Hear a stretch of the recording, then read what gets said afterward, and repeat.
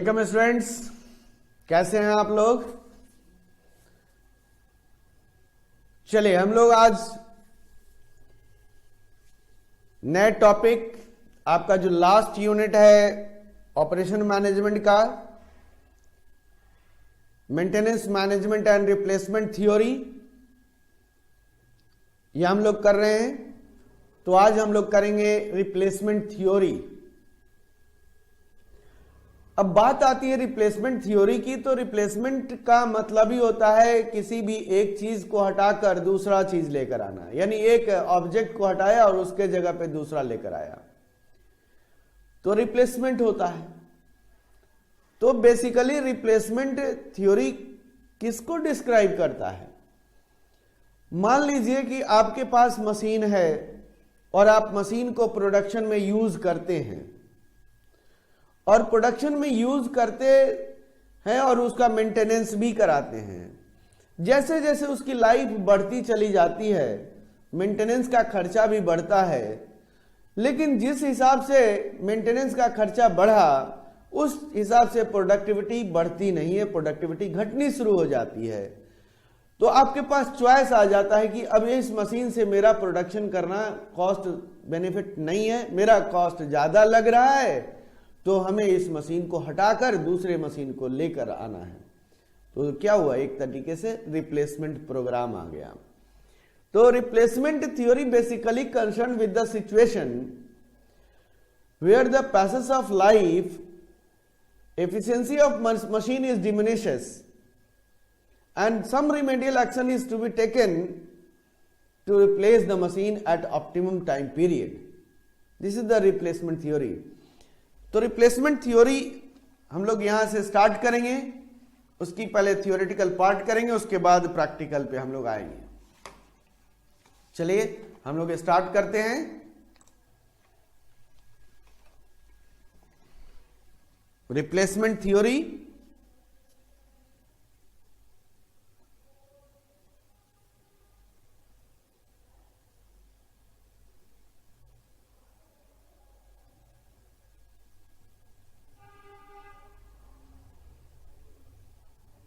replacement theory is concerned with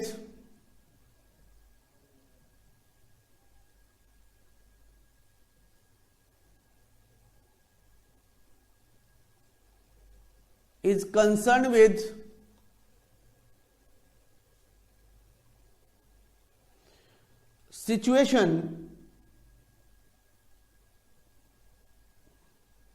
where efficiency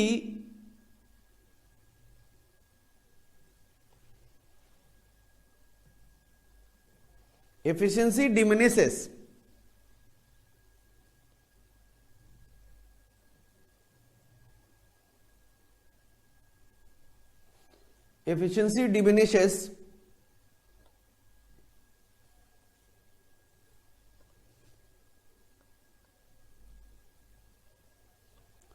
with the passage of life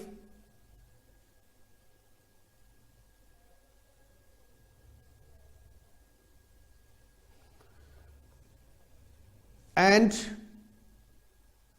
it is desired to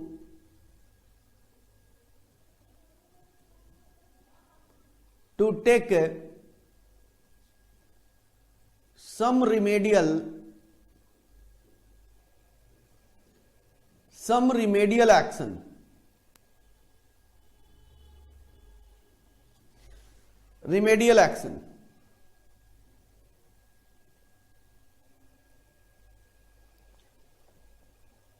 And that remedial action is, then such remedial action is replacement of assets. Some remedial action is, then remedial action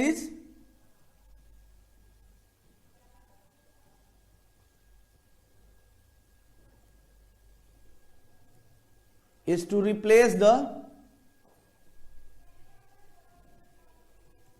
assets.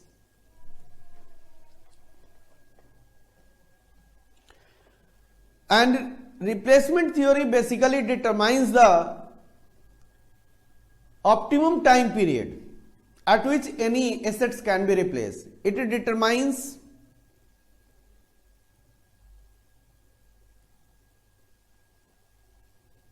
optimum time period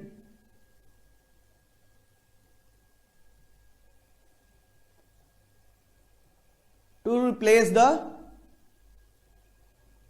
machine or assets.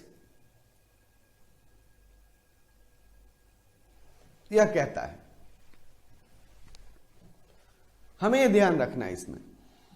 तो simple सी बात है, replacement theory basically situation है कि कोई भी machine जैसे जैसे time pass करेगा वैसे वैसे उसकी एफिशिएंसी डिमिनिश करेगी। एफिशिएंसी डिमिनिश करने के कारण हमें उस मशीन को क्या करना पड़ेगा, रिप्लेस करना पड़ेगा। यहां पे कहा कि देखो मेंटेनेंस मैनेजमेंट का काम जहां पे खत्म होता है वहां पे रिप्लेसमेंट आ जाता है। मेंटेनेंस कराने के बावजूद मशीन की एफिशिएंसी बढ़ नहीं रही है, घट रही है। जब वह घटेगी तो क्या करेंगे हम? अगर मशीन की एफिशिएंसी घट रही है due to the after maintenance, then we have to take some remedial action. What remedial action? We have to replace the machine. हमें हटाना पड़ेगा। सिंपल सी बात है, नहीं तो हमारा कॉस्ट बढ़ता चला जाएगा। तो replacement theory is basically applied after maintenance management. Maintenance कराने के बावजूद भी मशीन का एफिशिएंसी या तो रिस्टोर नहीं हो रहा है, इट मींस उसकी डिट्रॉयट करती चली जा रही है, तो उस केसेस में हमें रिप्लेस करना पड़ेगा। तो ये तो देयर इज द कंसर्न। लेकिन रीजन क्या कहता है? अब अगर मैं बात करूं कि रीजन किस कारण से रिप्लेस करें किसी भी मशीन को, अगर मुझे प्रोडक्टिविटी इंक्रीज करनी है, मुझे प्रोडक्टिविटी इंक्रीज करनी है, तो मुझे मशीन को रिप्लेस करना पड़ेगा। पुराने मशीन से मैं अपनी प्रोडक्टिविटी इंक्रीज नहीं कर पा रहा हूं, तो मुझे उस मशीन के जगह पे दूसरे मशीन को लाना ही पड़ेगा, नहीं तो मेरा प्रोडक्टिविटी इंक्रीज नहीं करेगा। या आपका क्या होगा, कॉस्ट का रिडक्शन जरूरी है। कॉस्ट ऑफ रिडक्शन के लिए भी आपको नई मशीन लाने होंगे और पुरानी मशीन को हटाने पड़ेंगे। तो रिप्लेसमेंट बेसिकली सिचुएशन है ये, old will be replaced by new one. Old को हम नए से रिप्लेस करेंगे, दैट इज द रिप्लेसमेंट।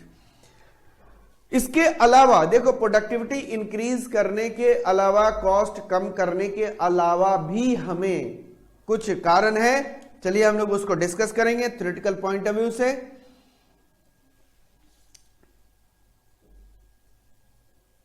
देखिए हमारे पास क्या है, सबसे पहला हमारे पास रीजन है टू इंक्रीज द प्रोडक्टिविटी।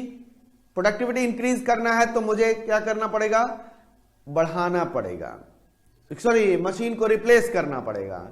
या मुझे कॉस्ट को कम करना है, नई मशीन से हम कॉस्ट कम कर सकते हैं, पुराने मशीन से हम कॉस्ट नहीं कम कर पा रहे हैं क्योंकि मेंटेनेंस कॉस्ट वहां बढ़ जा रहा है, इसलिए नहीं कर पा रहे हैं। तो वहां पे उस केसेस में हमने क्या करेंगे, वहां पे वो हमारा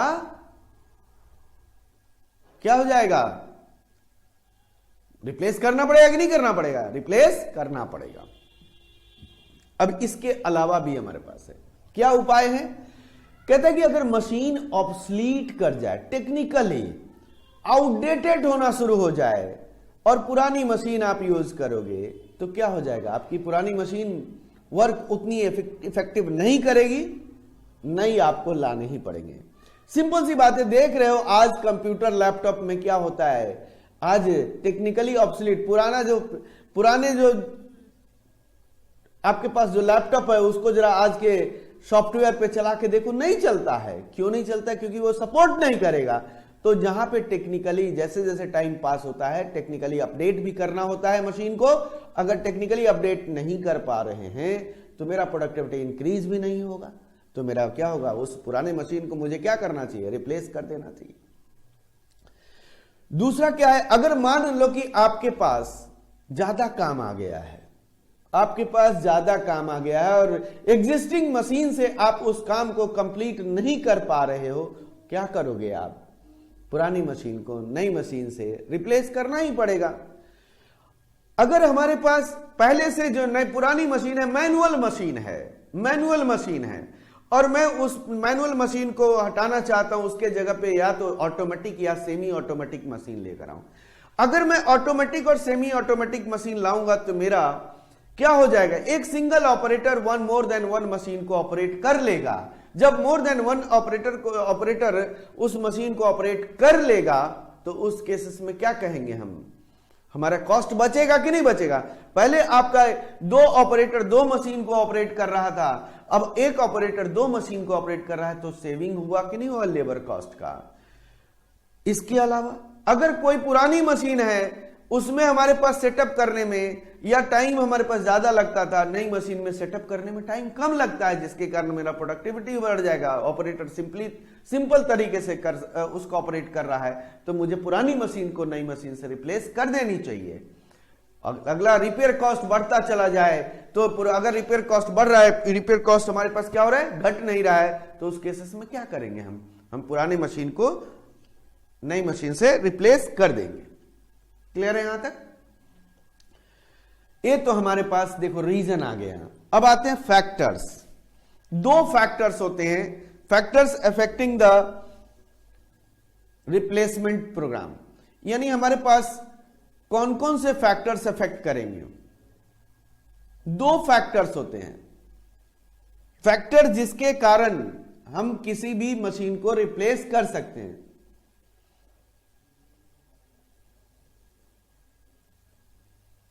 factor by which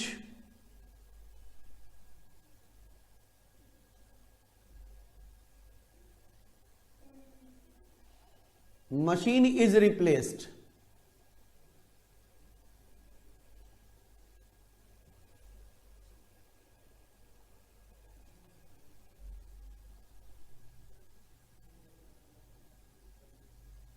दो फैक्टर्स हैं, पहला है टेक्निकल फैक्टर,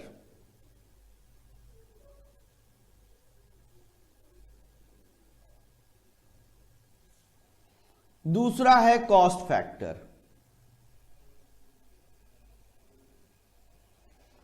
पहला है टेक्निकल फैक्टर, दूसरा है कॉस्ट फैक्टर। टेक्निकल फैक्टर क्या है, टेक्निकल फैक्टर क्या क्या हो सकता है। अगर हमारे पास पुरानी मशीन की स्पीड कम है, यानी नई मशीन की स्पीड ज्यादा है, स्पीड, रेंज ऑफ प्रोडक्शन,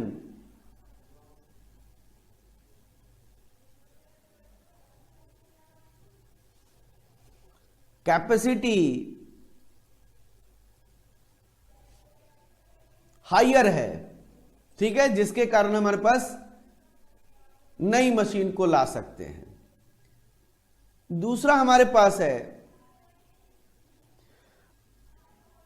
पुरानी मशीन ऑब्सोलेंस, पुरानी मशीन ऑब्सोलेंस और वियर आउट हो गया है, obsolescence and wear out condition.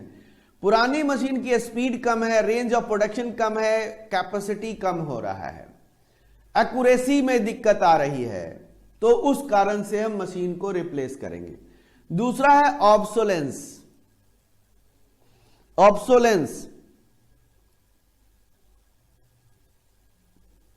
And वर्नआउट condition.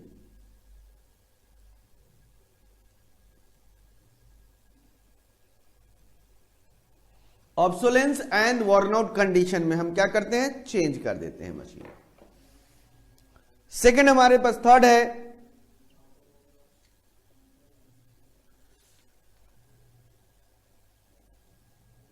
पुरानी मशीन में ऑपरेट करने में आसानी नहीं हो रही है, नई मशीन में आसानी हो रही है। New machine is easy in setup and operation।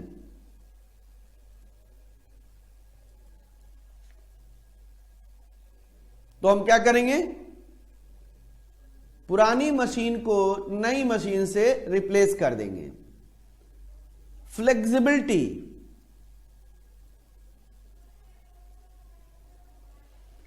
Change करना, फ्लेक्सिबिलिटी, फिक्स्ड नहीं, फ्लेक्सिबिलिटी अगर हमारे पास है तो उस केसेस में हम मशीन को रिप्लेस करेंगे। पुरानी मशीन में फ्लेक्सिबिलिटी कम है, नई मशीन में फ्लेक्सिबिलिटी है, तो मैं क्या करूंगा, उसको चेंज कर दूंगा। तो ये हमारे पास टेक्निकल पॉइंट ऑफ व्यू होता है। कॉस्ट फैक्टर क्या कहता है? पहला, अगर पुरानी मशीन की हाई रिपेयर कॉस्ट है, high repair cost of old machine, high repair cost of old machine,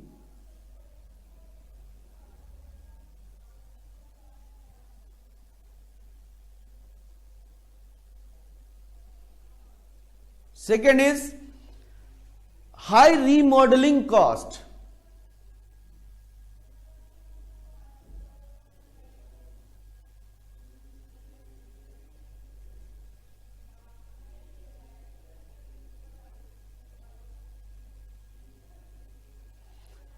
अगर पुरानी मशीन को रीमॉडल कराकर नई में कन्वर्ट करना, कि नई की कैपेसिटी के बराबर लेकर आना, कॉस्ट ज्यादा लग रहा होगा, तो आप तो क्या करोगे, पुरानी मशीन को हटाओगे। Third, less chance of spoilage and rejection of work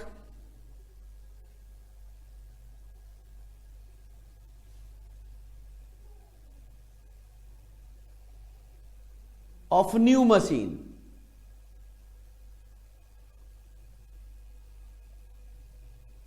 of new machine।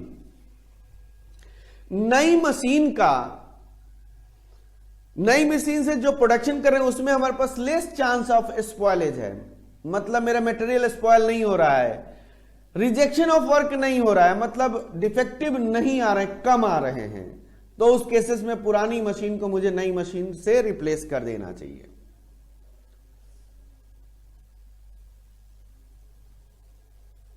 Faster rate of production,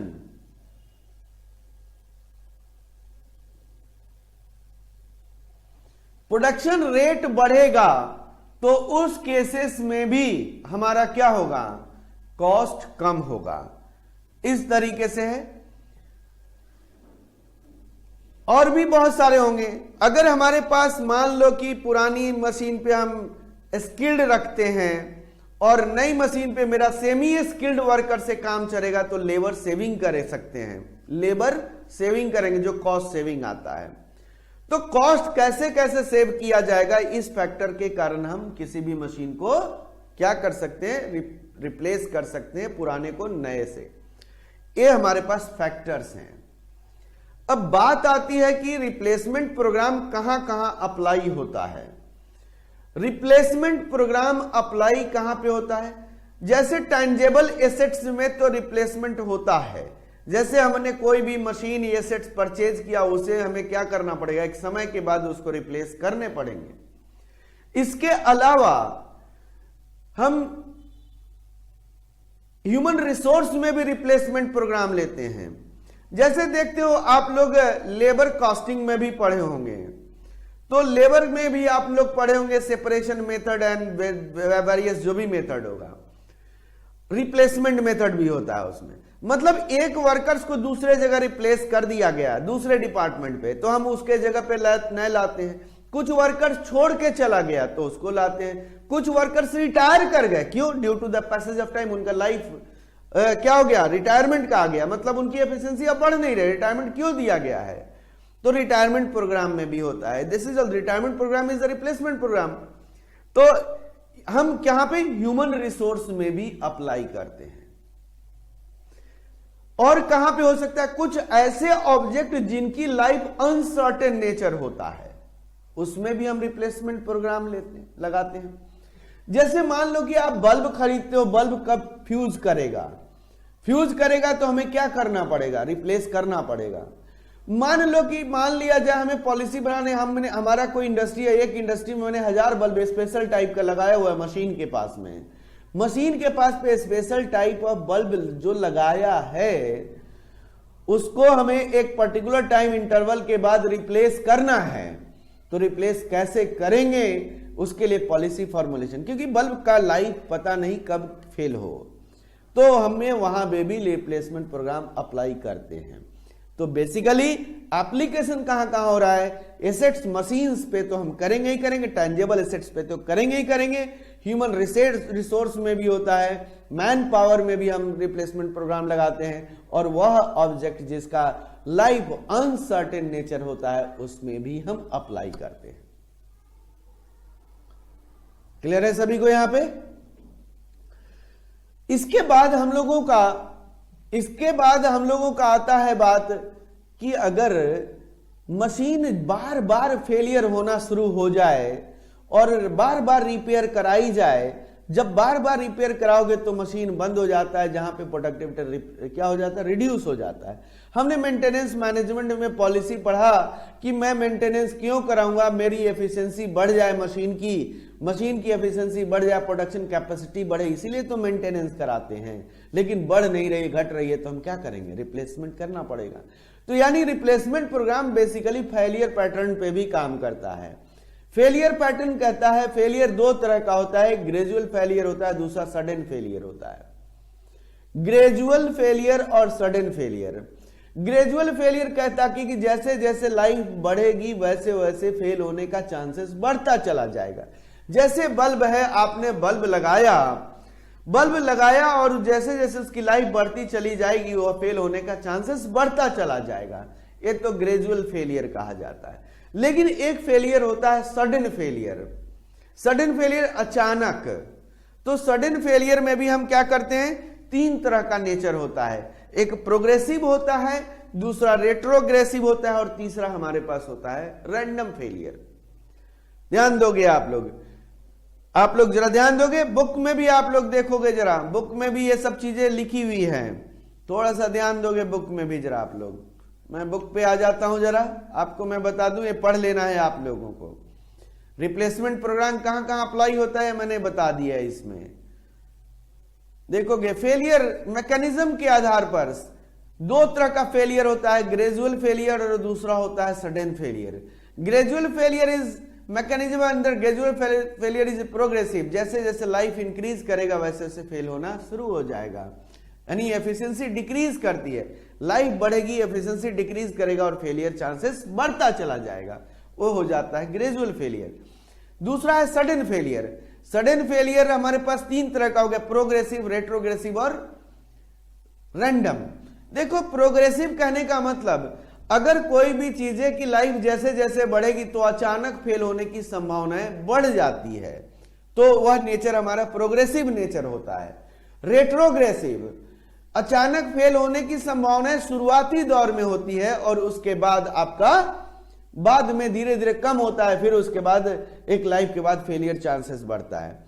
जैसे देखते हो आप, कोई भी अगर जैसे हाईली इन्फ्लेमेबल फ्यूल्स जो यूज होता है, आप देखे होंगे कि जब कोई भी सैटेलाइट या कोई भी हम जैसे मंगलयान को भेजा गया था मंगल पे, तो इनिशियली फेल होने का चांसेस ज्यादा होता है, क्योंकि अगर अभी तो एक मशीन है, अगर वो इनिशियली फेल होने का चांसेस ज्यादा है, वो इसका मतलब वो रेट्रोग्रेसिव नेचर है। यानी अगर मान लिया जाए कि उसे लॉन्च की जा रही है उस मंगलयान को, मंगलयान हुआ क्या होगा, अगर अर्थ के ऑर्बिट से बाहर चला जाता है तो फिर वो अपना काम शुरू कर देगा। फिर पहला फेलियर चांसेस होता है, जिस स्पीड से जाना है उससे थोड़ी सी भी स्पीड कम हो गई तो क्या हो जाएगा, वह फेल कर जाएगा। तो इट मींस वहां पे भी हमारा फेलियर चांसेस ज्यादा होता है। तो जो हाईली इनफ्लेमेबल फ्यूल जिस मशीन में यूज होता है, इनिशियल स्टेज में वहां पे फेल ज्यादा होता है, क्योंकि हाई एनर्जी की जरूरत होती है, और अगर उस हाई एनर्जी अगर नहीं मिल पाता है तो उसके अकॉर्डिंगली वह वर्क नहीं कर पाता है, तो वहां रेस यानी कि इनिशियल स्टेज पे फेल होने का चांसेस ज्यादा होता है, तो इसलिए उसको रेट्रोग्रेसिव नेचर बोला गया। रैंडम मतलब अचानक कभी भी फेल कर जाए, कभी भी हम उसको कोई इंटरप्रेट नहीं कर पाएंगे, that is the random failure. तो आप लोगों का यह थियोरेटिकल पार्ट है, इसको थियोरेटिकल आपको बिल्कुल टिप्स पे कर लेना है आप लोगों को। चलिए अब हम लोग यहां पे जब हम रिप्लेसमेंट थ्योरी की बात करेंगे तो रिप्लेसमेंट थ्योरी में हमें दो केस पढ़ेंगे हम लोग। पहला केस है हम लोगों का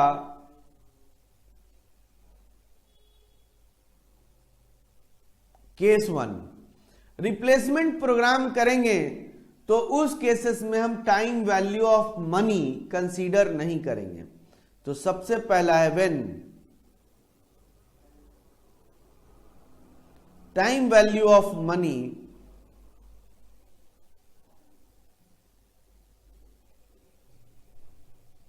इज नॉट कंसीडर्ड।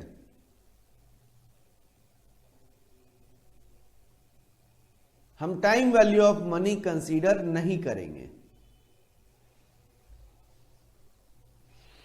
अब ध्यान से यहां पे अगर टाइम वैल्यू मनी कंसीडर नहीं करेंगे तो कब हमें रिप्लेसमेंट करना चाहिए, यानी रिप्लेसमेंट प्रोग्राम यहां पे कहता है कि कौन सा ऑप्टिमम टाइम पीरियड है जिससे कि मशीन को मैं रिप्लेस कर सकता हूं। आप लोग लॉजिकली सोचना, यहां पे जो हम लोग स्टेप बनाएंगे वह स्टेप कहीं और का नहीं है, बिल्कुल आपके साथ क्वेश्चंस जैसे होगा उसी तरीके से होगा। चलिए पहले एक एग्जांपल लेंगे फिर स्टेप्स पे आएंगे हम लोग। मान लो कि हमने एक मशीन खरीदा जिसकी कॉस्ट है ₹1 लाख, ठीक है। अब मुझे वह optimum time period find out करना है जिसमें मुझे मशीन को रिप्लेस करना है। इस मशीन की लाइफ 10 साल है, 10 ईयर्स है। इस 10 साल के दौरान मुझे इसको रिप्लेस कर देना है। 10 साल के दौरान कभी भी हम रिप्लेस कर सकते हैं। वह कौन सा मेरा रिप्लेसमेंट टाइम पीरियड होगा, वह कौन सा ऑप्टिमम टाइम पीरियड होगा कि इस 10 साल के अंदर इस मैं मशीन को रिप्लेस कर सकता हूं। अब मान लो कि रिप्लेस करोगे। अब मान लिया कि पहला हमने सिचुएशन लिया कि मैं हर साल रिप्लेस करूंगा, हर साल एवरी ईयर खरीदा और रिप्लेस कर दिया 1 साल चलाने के बाद।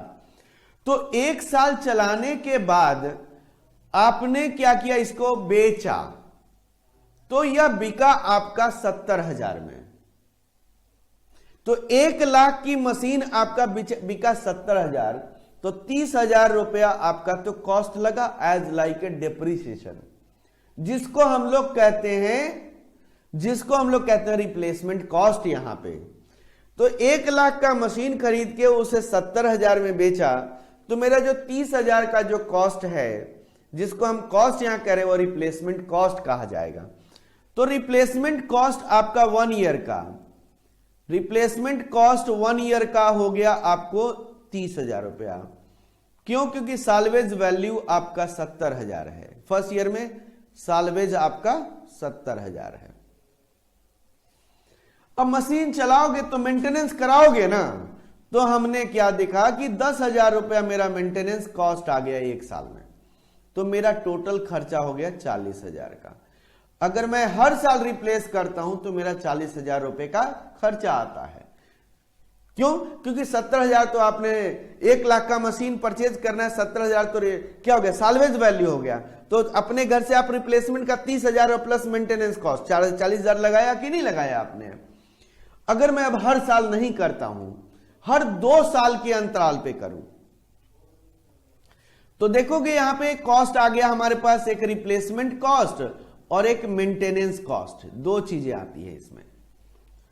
अब हर साल नहीं करें, अब हर 2 साल के अंतराल पे मैं रिप्लेस कर रहा हूं, तो 2 साल में साल्वेज वैल्यू इसका हमें मिलता है 60,000। यानी मैं 2 साल के बाद इस मशीन को बेचूं तो मुझे 60,000 मिलेगा ना। तो रिप्लेसमेंट कॉस्ट कितना हो जाएगा? रिप्लेसमेंट कॉस्ट आपका हो जाएगा 2 ईयर का, 1 साल का नहीं है। 2 ईयर में आपको 40,000 रुपया रिप्लेसमेंट कॉस्ट आ गया। आया कि नहीं आया? 2 साल के अंतराल में 1 लाख में खरीदा और दूसरे साल में आप 60,000 में बेचा, तो आपको 40,000, 60,000 तो रिकवर कर लोगे, तो 40,000 आपका रिप्लेसमेंट कॉस्ट आया 2 साल में। अब आपके पास मेंटेनेंस कराओगे, जब 2 साल के अंतराल पे बेचोगे तो आपको क्या पहला साल मेंटेनेंस नहीं कराओगे क्या? पहला साल मेंटेनेंस आप कराओगे और दूसरे साल भी मेंटेनेंस कराओगे, तो 2 साल का मेंटेनेंस कॉस्ट का खर्चा आएगा कि नहीं आएगा? तो पहले साल का मेंटेनेंस कॉस्ट और दूसरे साल का भी मेंटेनेंस कॉस्ट ऐड हो जाएगा। तो मेंटेनेंस कॉस्ट भी 2 ईयर का लेंगे हम। मेंटेनेंस कॉस्ट क्या हो जाएगा? फॉर 2 ईयर, 2 साल का होगा। मेंटेनेंस कॉस्ट भी हमारे पास 2 ईयर का होगा। मान लो कि पहले साल 10,000 रुपया था और इस बार 12,000 रुपया का खर्चा आया, तो टोटल खर्चा हमारे पास आ गया 22,000 का। पिछले साल 10,000 और इस बार पहले साल में 10,000 का खर्चा आया था और इस बार 12,000 को, सेकेंड ईयर में 12,000, तो 2 साल में मुझे 22,000 का क्या हो गया? खर्चा आ गया। तो टोटल खर्चा रिप्लेसमेंट आ गया 64,000। ये 2 ईयर का है और यह 1 ईयर का है। इसी तरीके से 3 साल के अंतराल पे निकालेंगे तो 3 साल का टोटल रिप्लेसमेंट कॉस्ट आएगा। तो हम कंपेयर कैसे करेंगे? मुझे एवरेज निकालना पड़ेगा। तो एवरेज कैसे निकालेंगे? रिप्लेसमेंट कॉस्ट को नंबर ऑफ ईयर से, टोटल रिप्लेसमेंट कॉस्ट को नंबर ऑफ ईयर से डिवाइड कर देंगे। तो ये चीजें स्टेप्स होता है। देखो जरा अब इसमें हम कर क्या रहे हैं। तो सबसे पहला आपका तो मेंटेनेंस कॉस्ट है। हर साल जैसे जैसे आप इंटरवल बढ़ाओगे तो मेंटेनेंस कॉस्ट पिछले साल एडेड अप हो जाता है। तो सबसे पहले आपको क्यूमुलेटिव मेंटेनेंस कॉस्ट निकालने होंगे। Cumulative maintenance cost, cumulative running cost, cumulative operating cost, यह दिया हुआ होगा। ऑपरेटिंग कॉस्ट क्या होगा? आपको ऑपरेटिंग कॉस्ट में क्या आएगा? लेबर, स्पेयर सब ऐड कर दोगे तो आपका ऑपरेटिंग कॉस्ट आ जाता है या मेंटेनेंस कॉस्ट आ जाता है। तो सबसे पहला स्टेप आपको क्या करना है कि क्यूमुलेटिव मेंटेनेंस कॉस्ट निकालना है। क्यूमुलेटिव मेंटेनेंस क्या कहता है कि अगर मैं टाइम इंटरवल ले रहा हूं, उस टाइम इंटरवल में मेरा टोटल मेंटेनेंस कॉस्ट कितना आया और उस टाइम इंटरवल में मेरा रिप्लेसमेंट कॉस्ट क्या आया। रिप्लेसमेंट कॉस्ट क्या है? कॉस्ट ऑफ मशीन और साल्वेज वैल्यू अगर मैं माइनस कर दूं तो मेरा रिप्लेसमेंट कॉस्ट आ जाएगा। उसके बाद टोटल रिप्लेसमेंट कॉस्ट निकालेंगे। Total replacement cost is equal to cumulative maintenance cost और प्लस हमारे पास क्या हो जाएगा? प्लस हमारा replacement cost, cost minus salvage value, वही आएगा। उन दोनों को ऐड करेंगे तो टोटल रिप्लेसमेंट कॉस्ट आएगा। टोटल रिप्लेसमेंट कॉस्ट को नंबर ऑफ ईयर से डिवाइड करेंगे तो हमारा एवरेज रिप्लेसमेंट कॉस्ट आएगा। उस एवरेज रिप्लेसमेंट कॉस्ट से जिसका एवरेज कॉस्ट कम होगा उसे हम रिप्लेस करेंगे। देखिए यहीं पे तो आया था, ये 1 साल का खर्चा, ये 2 साल का। अगर मैं 2 से डिवाइड कर तो 32,000। इसका मतलब क्या हुआ? अगर हर साल रिप्लेस करते हो तो 40,000 का खर्चा है, हर 2 साल के अंतराल पे करते हो तो 32,000 रुपए पर ईयर का खर्चा है। तो इसी तरीके से 3 साल के अंतराल पे निकालेंगे तो मेरा कितना कॉस्ट पर ईयर आ रहा है। तो जिस साल का कॉस्ट पर ईयर मिनिमम होगा उसी मिनिमम पीरियड में हम अपने मशीन को रिप्लेस करेंगे। ये हम लोगों को ध्यान रखना है इसमें। चलिए अब स्टेप्स लिखते हैं जरा।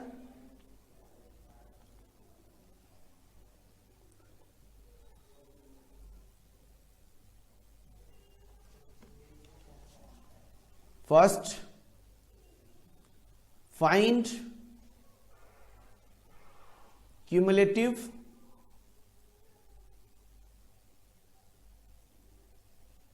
Maintenance cost.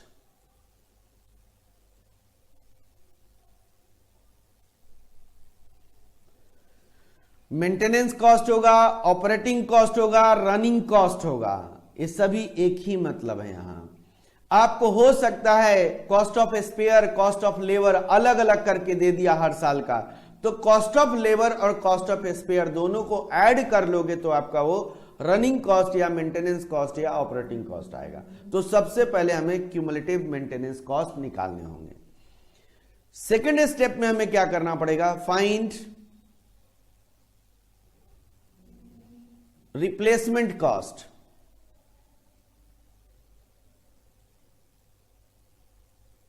Find replacement cost. Replacement cost क्या होगा? अगर रिप्लेसमेंट कॉस्ट यहां पे क्या है? रिप्लेसमेंट कॉस्ट है cost of machine. Replacement cost is equal to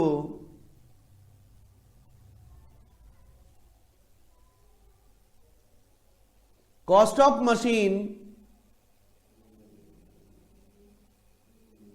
minus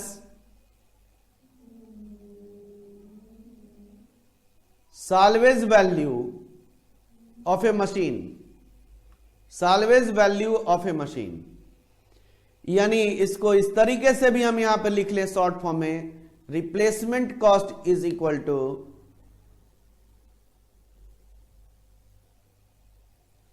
C minus S, where C is cost of machine,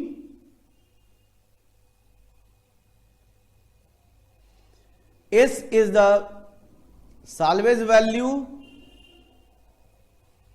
या स्क्रैप वैल्यू कहेंगे, salvage वैल्यू या scrap value.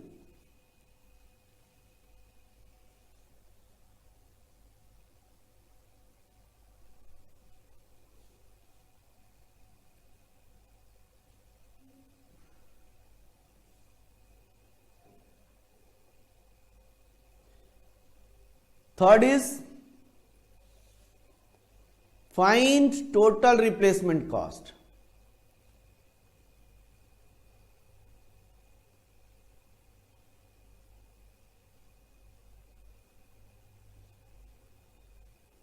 Find total replacement cost. TRC is equal to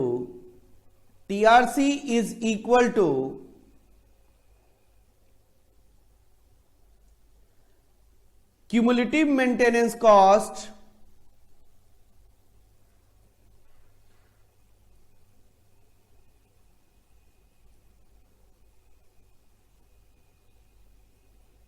plus replacement cost।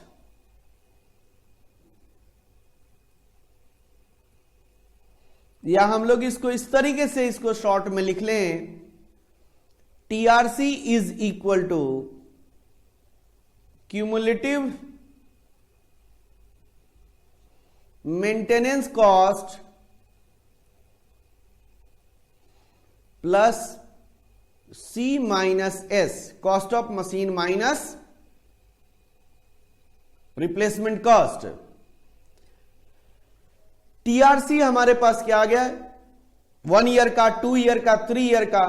तो 1 year की TRC total replacement cost कम होगा 2 year से, 3 year से, तो हम कैसे करेंगे, उसको कंपेयर करेंगे, तो मुझे एवरेज निकालने पड़ेंगे। Third is average replacement cost. Find average replacement cost.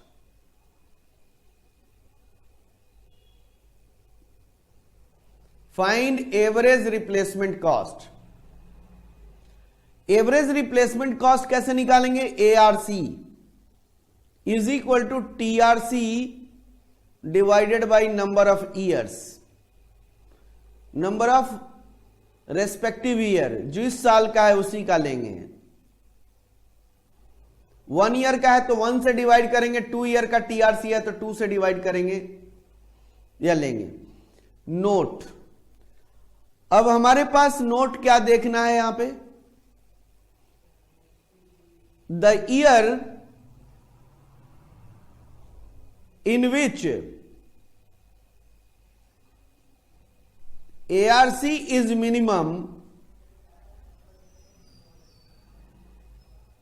the year in which ARC is minimum, then such year will be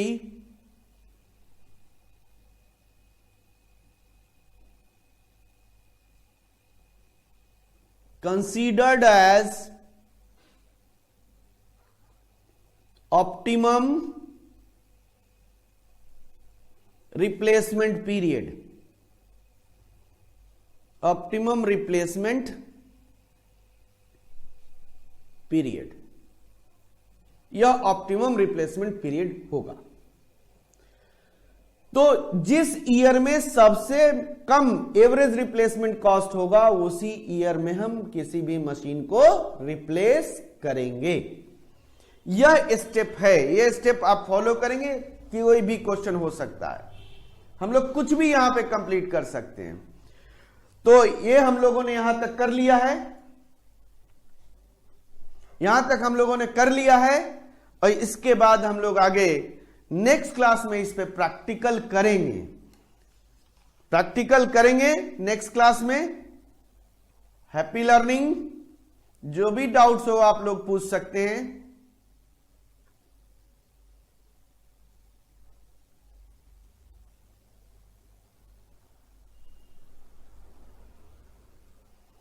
जो भी डाउट हो व्हाट्सएप करें 9873088920। आप लोग पूरा का पूरा इसको अभी थियोरेटिकल कर लेंगे, नेक्स्ट क्लास में हम लोग इस पे प्रैक्टिकल करेंगे। Okay, thank you very much. आप लोग क्लास को देखते रहिए और इसको ज्यादा से ज्यादा क्वेश्चन हो सके सॉल्व करें, और व्हाट्सएप पे जरूर आप लोग आंसर करें। जो मैंने आपको क्वेश्चन कहा है उसका जरूर आंसर दें। Okay, thank you very much.